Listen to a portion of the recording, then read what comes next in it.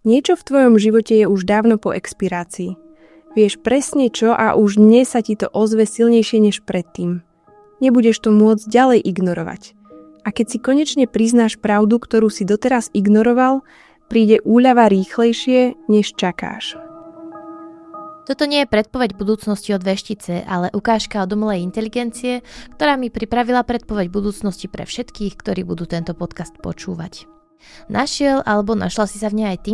Ak áno, nie je to náhoda, ale ani potvrdenie toho, že veštenie funguje. Na Slovensku je tradícia veštíc a veštenia veľmi silná. Slovania verili v bohov prírody a rôzne nadpozemské javy. Veštili zo všetkého, čo bolo okolo nich, ako napríklad z letu vtákov, z pohybu hviezd, živlov a áno, aj zo zvieracích vnútorností. S príchodom kresťanstva sa veštenie zakázalo, lebo to bolo podľa kresťanov diabolské umenie. Za veštice sa v tom čase označovali babice a bylinkárky. Veštilo sa z vosku, liatého olova, čo sa mimochodom robilo a dodnes občas robí aj na Vianoce, alebo napríklad zo snov. Obrady ľudia najčastejšie vykonávali v období sviatkov, ako bol štedrý večer či slnovraty, kedy verili, že hranica medzi naším a druhým svetom je najtenšia.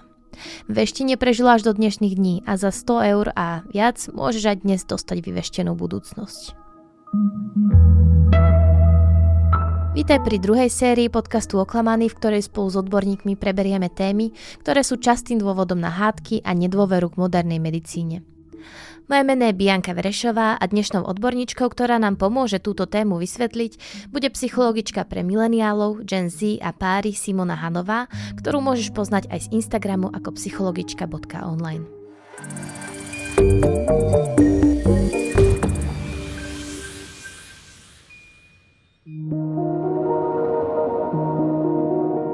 Veštenie je spôsob, akým sa ľudia snažia zistiť skryté informácie, buď príčinu niečo, čo sa stalo, alebo toho, čo sa stane v budúcnosti.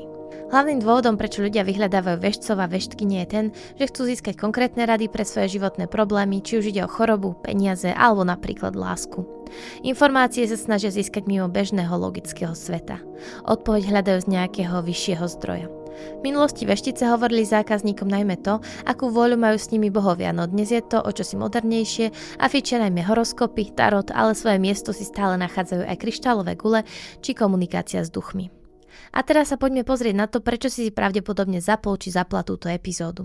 Prečo toľko ľudí verí veštcom a predpovediam, aj keď žijeme v 21. storočí a veda je na veľmi vysokej úrovni?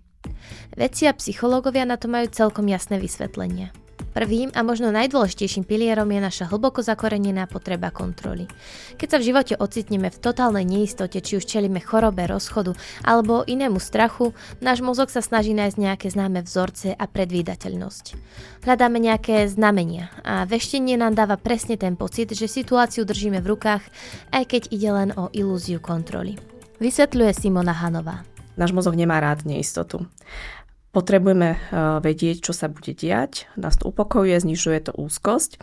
Existuje konštrukt potreby kognitívneho uzavretia, čiže ľudia radšej chcú vedieť čo najskôr napríklad, že akú známku dostanem zo skúšky, aj keď sa odpoveď vlastne nezmení, ako to, že mám na to čakať. To čakanie spôsobuje veľkú neistotu a neistotu nemáme radi. Čiže je to pre nás upokojujúce a na základe toho funguje aj množstvo tých horoskopov, rôzne veštenia, už len z toho dôvodu, že potrebujeme vedieť, čo sa bude diať. Ruka v ruke s potrebou kontroly idú aj kognitívne skratky alebo jednoduchšie povedané chyby myslenia, ktoré robíme všetci. Medzi ne patrí napríklad Barnumov efekt. Ten nastáva vtedy, keď veštica povie niečo všeobecné, čo sa hodí na väčšinu ľudí. Napríklad, máš dobré srdce, ale k ľuďom si opatrný. A my si to vyhodnotíme ako šokujúco presné. K efektu sa tiež pridáva confirmation bias, čiže konfirmačné skreslenie, pri ktorom si selektívne pamätáme len tie predpovede, ktoré sa nám aspoň trochu splnili, zatiaľ čo na tie neúspešné zabudneme. Náš mozog miluje skratky. Konfirmačné skreslenia sú skreslenia, kedy my si potvrdzujeme na základe našich nejakých predpokladov jednoducho to, čo sa nám hodí do nášho konceptu, alebo tak to jednoducho tomu sa venujeme a to, čo tam nezapadá, to ignorujeme. Ak v horoskope ja si prečítam, že čaká vás výzva, tak ak sa ma nejaká výzva tento týždeň postrieť, tak si poviem, áno, veď to je spôsobené, veď to bolo v tom horoskope napísané. No a ak sa to neudeje, tak to ignorujeme. Čiže ľudská myseľ je majster v selekcii a ohýbaní faktov. Takže je to úplne normálne. A čo sa potom ešte deje? Ak je naše skreslenie ohrozené, že to teda nevychádza, tak môže nastať kognitívna dizonancia. Pretože je nepríjemné priznať si nejaký omyl, ak sme do niečo už venovali čas, peniaze, to je napríklad chodím ku veštici 3 týždne, alebo investujem tam niekoľko už svojich prostriedkov času, je náročné pre nás priznať si ten omyl a tak si upravíme interpretáciu. Čiže hľadáme všetky možné dôkazy, ktoré potvrdia to naše presvedčenie. A aj by som to rada tak znormalizovala. Je úplne normálne, jednoducho tak funguje náš mozog. Čiže len ak máme nejaké konfirmačné skreslenie a niečo si prispôsobíme problémy, ak sa utrhneme z reťaze a sa to vymkne spod kontroly. Potom z toho vznikajú všelijaké konšpirácie a hoaxy a to už potom nie je v poriadku. Ďalším dôvodom, prečo je veštenie také populárne, je aj patternicity, čiže apofénia, teda prirodzená tendencia vidieť súvislosti či vzorce medzi nesúvisiacimi vecami. Náš mozog je naučený rozpoznávať známe vzorce a preto napríklad v oblakoch vidíme tvary zvierat, alebo nám vešiak môže pripomínať boxujúcu chobotnicu, či niekto môže na spálenej hrianke vidieť tvár Ježiša. Náš mozog vidí vzorce a súvislosti aj tam, kde žiadne objektívne nie sú, len aby udalosti spojil. A to isté robí aj pri vyhodnocovaní veštby. Netreba zabúdať ani na sociálnu a emocionálnu funkciu veštca. Ten často funguje ako neformálny terapeut, ktorý načúva bez súdu, poskytuje poradenstvo a ponúka rituálnu a emocionálnu istotu. Mne veľmi pomohlo stretnutie s vešticou. V tej dobe mi pomohla utriediť myšlienky a aj pohľad na môj vtedajší život. Veľa vecí sa splnilo, dobrých aj zlých. Dobrým sa teším a s tými zlými, keď prišli, tak som bola s nimi dopredu podvedome vyrovnaná a neurobili mi až taký problém v mojom živote. Uvádza anonymná používateľka v diskusii na Modrom koníkovi. Pokračuje Simona Hanová. Už len to, že nás niekto počúva, môže to byť veľmi úľavné. Často ľudia vyhľadávajú veštcov veštice, keď cítia nejakú neistotu, strach, majú nejaký chaos. A veštenie prináša nejaký výklad, štruktúru a to je pre náš mozog veľmi úľavné. Len to, čo sa potom deje ďalej, už úľavné až tak nemusí byť, pretože jednak ten veštec vás sleduje, ako vy reagujete emočne, ako dýchate, či to, čo on prináša a hovorí, či to vlastne sedí. Prinesie nejakú všeobecnú vetu, že vidím tú zmenu, ktorá môže byť spočiatku nepríjemná, ale vedie k rastu, no ktorá zmena nie je spočiatku nepríjemná, by som chcela vidieť. Čiže to je také veľmi všeobecné sú také univerzálne životné vzorce. Potom je proces takého cold readingu, čiže povie napríklad ten veštec, že je tu ženská energia, ktorá vás blokuje. Áno, klient povie áno, matka, áno, žena. A potom sa deje phishing, čo je vlastne také akože návnada, hodím návnadu a poviem napríklad niečo vo vašej minulosti nevypovedané. Áno, presne tak, je to nevypovedané. Celý ten proces, ktorý sa tam deje, mi začne vnímať, že áno, to som presne ja, to na mňa sedí. Lenže toto by sedelo na 99% ľudí veľmi pravdepodobne, lebo to sú univerzálne životné vzorce. A niektorí ľudia skutočne veria, že majú akože nejaký dar, ale to sa dá naučiť. Viete sa naučiť odčítať z výrazu tváre, z reči tela. Áno, sedí to, nesedí to. A ešte čo vzbudzuje takú veľká dôveryhodnosť je to, že je to nejaký rituál. A my máme od nepamäti radi rituály a zvyšuje to potom náš záujem a celkovo tú dôveryhodnosť, ten proces. Spojenie týchto mechanizmov vytvára silný zážitok, ktorý presvedčí náš mozog, že veštba je skutočná a pravdivá. Veštenie nemá iba jednu tvár, nie je to iba horoskop v novinách. Začneme tarotovými kartami. Veštec či veštkyňa majú 78 kariet s archetypmi, čo sú typické postavy alebo životné situácie, ktoré sa opakujú u všetkých ľudí a karty používajú ako symboly na pochopenie toho, čo sa práve deje v tvojom živote. Takými kartami sú napríklad smrť alebo mák. Veštenie z tarotových kariet funguje na princípe projekcia symbolov. Popíšem to ako proces. Prídem k veštici a čo mám aj od toho, čo mi rozprávali moji klienti, že keď mi vyskúšali takéto niečo, viete, to je v poriadku, pokiaľ to nepovažujem za objektívnu realitu, ani to nechcem demonizovať. Ľudia hľadajú čokoľvek, čo im pomôže. Len dôležité vysvetliť, že to nemá žiadnu výskumne overenú metódu, neexistuje na to žiadna štúdia, že by to fungovalo. Čiže prídem ku veštici sadnem si tam, začne pripravovať nejaký rituál, už sa začínam cítiť výnimočne a teda mi povie, že čo potrebujem riešiť, tak mám dať výpoveď z práce alebo nemám, mám sa rozviesť alebo nemám, teda vyťahnem si nejakú kartu a tá karta, čo je tiež zaujímavé, že tie karty, ja si v nich viem vyprojektovať, čo chcem ja. Lebo karta smrť, čo som si aj tak sa dočítala, napríklad môže symbolizovať transformáciu a prerod, ukončenie, pustenie kontroly alebo nové začiatky. Čiže vlastne tam máte všetko. Čiže viete si to sprojektovať. A to je v poriadku, pokiaľ sme pri tom, že ako to vnímate. Ako som spomínala, v terapii používam projektívne techniky, ale nie je takéto, ale vedecky overené, štandardizované metódy. Ale problém je, keď pokračujem ďalej. A teda prinášam techniku, ktorá sa volá cold reading, čiže ja sledujem, aké sa ten daný človek tvári, aký má výraz tváre, ako dýcha, či sa pozerá dolu, či na mňa reaguje, či začne robiť nejaké pohyby tela zvláštne, či sa začne nejako mrviť pri nochu, sledujem celé jeho telo. A poviem napríklad, je tu mužská energia, ktorá vás blokuje a on povie, áno, ten môj šéf ma blokuje. A keď náhodou sa do toho netrafí, tak to nevadí, pretože ono to je tak všeobecné, že sa to dá ešte tak potom ženská energia. No a teraz sa ide. A tie výklady môžu byť niekedy veľmi ísť až do takého sugestívneho, že je to rôzne. Len mi naozaj potom, ak mi niekto povie, že nájdem si určite lepšiu prácu, čo nikto nemôže vedieť, pretože my naozaj nemôžeme dávať niekomu nádej, my nevieme, či ten človek si nájde lepšiu prácu. Tak on napríklad vyjde von, použije teda konfirmačné skreslenie, sa mu udeje a dá výpoveď a skončí možno v nejakej neistote, nebude mať finančné zabezpečenie. Zároveň samozrejme to môže dopadnúť aj dobre, lenže my to nevieme. To je hranie sa s ľudskými osudmi, je to hazard. Niečo takéto robiť. Medzi veľmi populárnu formu veštenia, ktorú si mimoriadne obľúbila Gen Z, sa radí astrológia. Tá používa dátum, čas a miesto narodenia na výklad vplyvu planét na našu existenciu. Napriek tomu, že neexistuje žiadny vedecký mechanizmus, ktorým by vzdialené planéty určovali vašu osobnosť, astrológia je nesmierne obľúbená. Astrológia redukuje komplexnú osobnosť na nejaké archetypy, pretože to je pre nás veľmi mentálne pohodlné.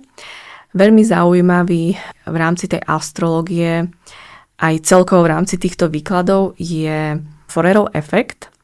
S týmto pojmom prišiel vysokoškolský pedagóg, ktorý svojim študentom dal test osobnosti a dal im naspäť ich profil osobnosti, ktorý teda bol ale úplne rovnaký pre všetkých. Ale oni si mysleli, že to je personalizované pre nich samých. Takto fungujú aj tie znamenia. A oni to hodnotili na škále úspešnosti od 0 do 5 na 4,26, čiže to na nich sedelo, pretože tam boli veľmi všeobecné frázy ako napríklad, že máte veľký potenciál, ktorý ste zatiaľ úplne nevyužili. Kto z nás nemá potenciál, ktorý ešte nevyužil? Niekedy ste spoločenskí, inokedy uzavretí. A veľmi podobne fungujú aj tieto znamenia. Taktiež sa robil potom experiment so znameniami, že študentom sa dali rovnaké popisy znamení a našli sa v tom všetci.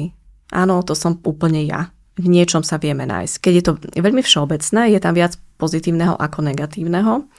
A keď máme pocit, že je to personalizované, tak vieme sa v tom nájsť. A neexistuje žiadna štúdia vedecká, ktorá by potvrdila, že pohyb planét nejakým spôsobom vplýva na naše osudy, na naše životné rozhodnutia. A ak by to fungovalo, tak som úplne presvedčená o tom, že veľmi radi by všetci vedci robili tieto výskumy, pretože by sme dali napríklad vzorku 10 000 ľudí, ktorí sa narodili v rovnakom dátume narodenia, aby sme hľadali nejaký trend, nejaké vzorce ich, povedzme, vlastností, životných osudov, že je to nejakým spôsobom prepojené, že nič také sa nedieje, nič také jednoducho neexistuje a nefunguje.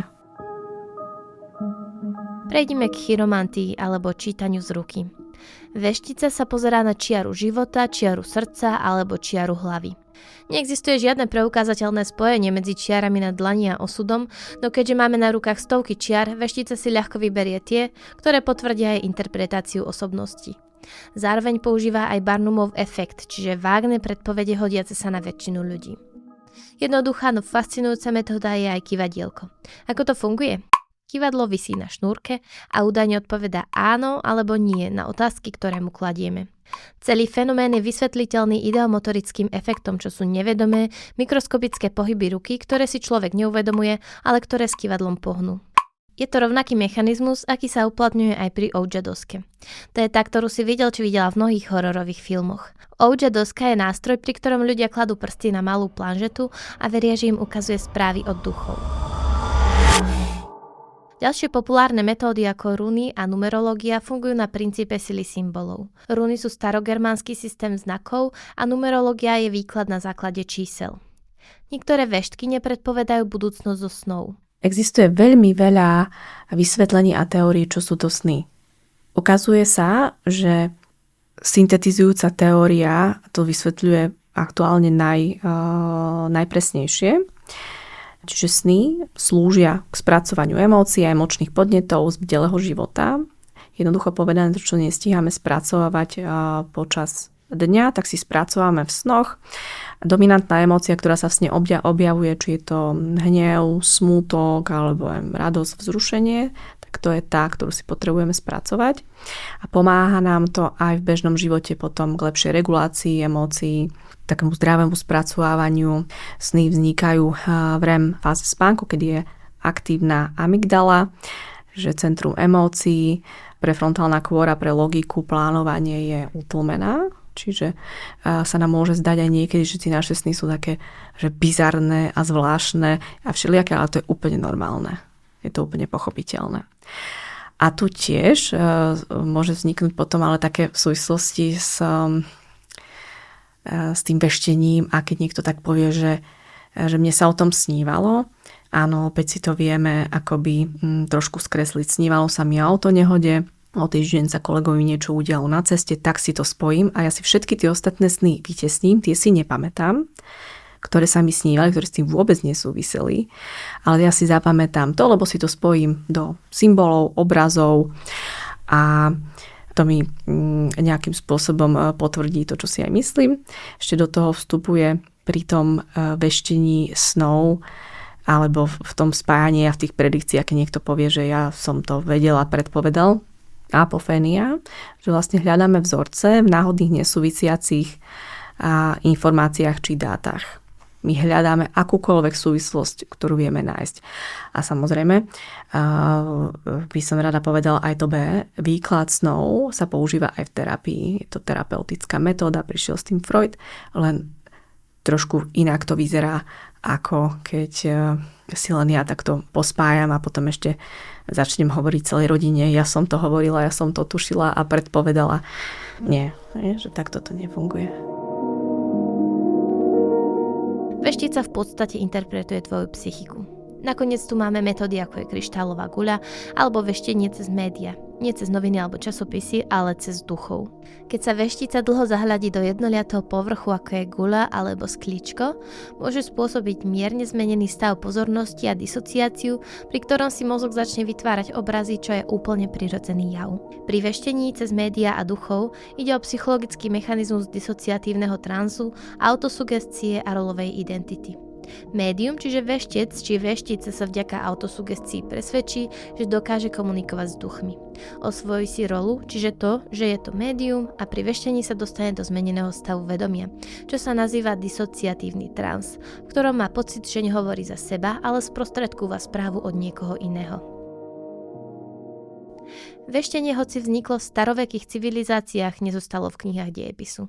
Stačí si otvoriť TikTok a zistiť, že novým chrámom týchto praktík sú práve sociálne siete. Takže ak si ťa našlo toto video, tak dnes tu máme pondelok a ideme sa pozrieť na to, čo budú riešiť jednotlivé znamenia. Čaute, škorpióni, ja vás všetkých vítam. Influencerky s titulmi ako spirituálny coach alebo intuitive healer majú 10 000 až milióny sledovateľov. Ponúkajú energetické čítania, predpovedajú retrográdny Merkúr a vysvetľujú, ako ovplyvňujú naše životy. Často využívajú esteticky príťažlivý obsah, ako sú krásne karty, kryštály či sviečky, čo zvyšuje ich dôveryhodnosť a príťažlivosť ich služieb najmä pre mladšie generácie. Na TikToku sa pravidelne objavujú virálne trendy spojené s veštením. Hashtag Witchtalk má miliardy zhliadnutí. Mladí ľudia zdieľajú manifestačné rituály, výklady snov, veštenie starotových kariet alebo numerológie. Veľmi populárne sú aj tzv. Pick a card videá, kde divák vyberie jednu z kariet na obrazovke a dostane predpoveď šitú na mieru. Pick a card 1, 2 or 3, don't overthink it, just use your gut, use your intuition and let's see what the message is for you. Veštenie je trendom na sociálnych sieťach, pretože prináša osobné, personalizované, univerzálne pravdy. Algoritmus to miluje, doslovne. A obzvlášť mladí ľudia v období neistoty, klimatickej, ekonomickej, sociálnej potrebujú nejakú istotu.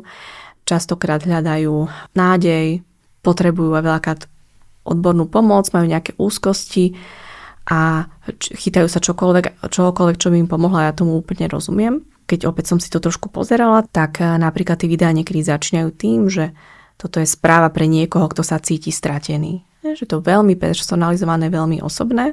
Hľadáme v tom úľavu. Do toho vstupuje aj konfirmačné skreslenie alebo konfirmačné skreslenie autoritou, čiže authority bias, čiže ja verím tomu influencerovi, pretože ho sleduje veľa ľudí, pôsobí tak dôveryhodne, vystupuje sebavedomo, tak považujem to za dôveryhodný zdroj.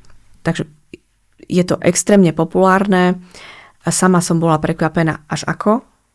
Opäť, čo je také dôležité, že všímať si tie univerzálne pravdy, že vo všetkom sa vieme nájsť, čo nemusí byť zlé, len vedieť to rozlišovať, že čo je objektívna realita a čo ja si skreslím, doladím, čo je sugestia, čo je už možno taká manipulácia, aby to potom nespôsobovalo nejaké väčšie duševné ťažkosti a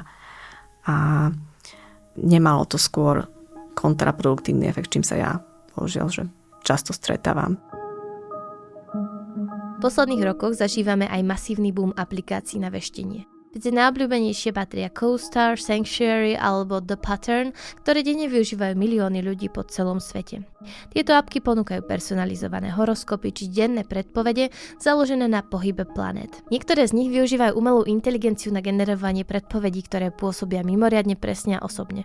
Hoci v skutočnosti ide o sofistikované algoritmy, kombinujúce vágne výroky s dátami, ktoré o sebe používateľ dobrovoľne poskytol. Čo nám o veštení hovorí veda? Veštenie nepredpovedá budúcnosť.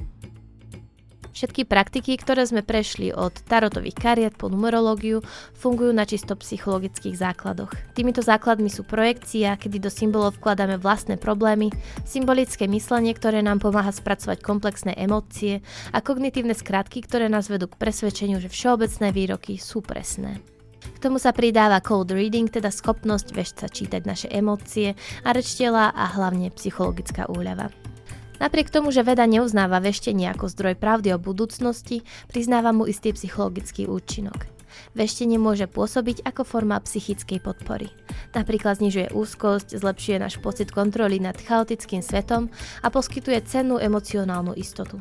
Navyše nám pomáha vytvoriť si pre náš život zrozumiteľný príbeh.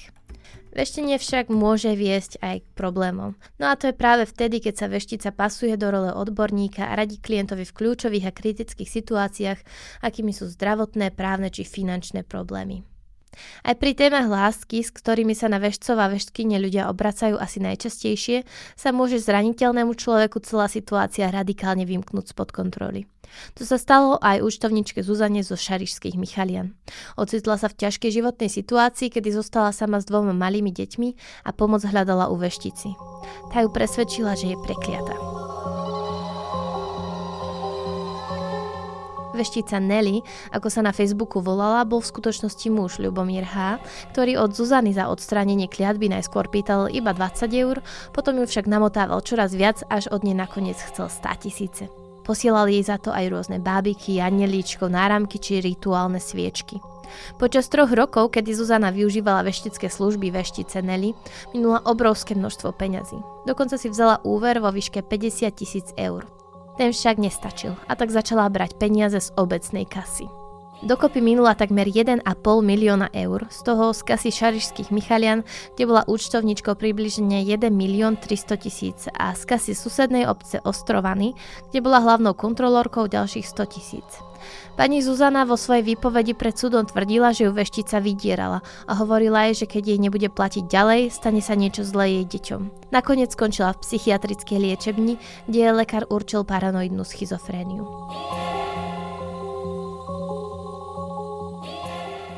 Ešte horšie následky môžu prísť pri veštení o zdraví, ktoré môžu viesť k ohrozeniu života.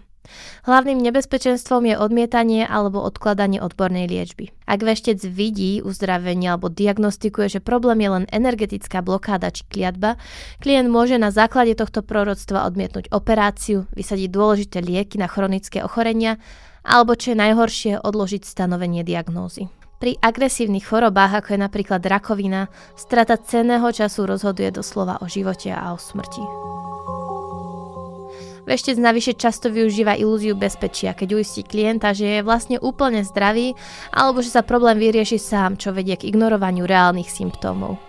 Ľudia trpiaci vážnymi chorobami sú extrémne zraniteľní a veštci, ktorí sľubujú zázračné uzdravenie či rituály odklínania choroby, si za tieto služby často pýtajú neprimerane vysoké sumy, či im finančne vyčerpávajú chorého a jeho rodinu. Netreba zabúdať ani na negatívne predpovede. Ak veštec predpovie chorobu alebo dokonca smrť, môže u inak zdravého klienta vyvolať silnú úzkosť a jeho život začne byť riadený strachom z očakávanej hrozby. Môže sa diať to napríklad, že keď viem presný dátum, teda keď nie že viem, ale mi to povie nejaká veštica, tak začnem sa buď správať panicky, budem sa snažiť všetko stihnúť, alebo začnú mi byť veci ako keby jedno. Začnem viac riskovať, prestanem sa starať o svoje zdravie, lebo veď aj tak zomriem. Zároveň môže tam pôsobiť aj nocebo efekt, čo je vlastne opak placeba. Čiže ja, keď očakávam, že sa stane niečo negatívne, skutočne sa môže zhoršiť moje zdravie. Môžem. Napríklad, keď si čítam nežiaduce účinky rôznych liekov, skutočne sa môže udieť, že začne sa mi to aj diať, čiže sa začne zhoršovať moje zdravie. A koncept smrti a so smrťou a celkovo s tou témou sa pracuje aj v terapii. A napríklad Irvin Yalom, náš psychoterapeut, hovorí o tom, že aby sme mohli naplno žiť, tak my potrebujeme si uvedomať vlastnú smrteľnosť, čiže to je úplne v poriadku. Že ja keď viem, že je to pri tom konceptu normálna vec, ale nie, že mi niekto povie, že ja 29. augusta zomriem a ja sa podľa toho začnem správať, lebo naozaj máme na to aj štúdie, že sa ukazuje, že reálne sa môže začať meniť naše správanie. Nemusí to byť priaznivé. Napríklad si prestanem šetriť, lebo viem, že zomriem o 5 rokov.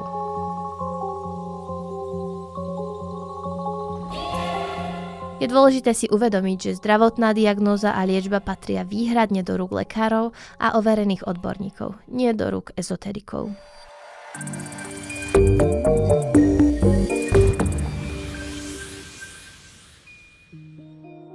Počúval si podcast Oklamaný.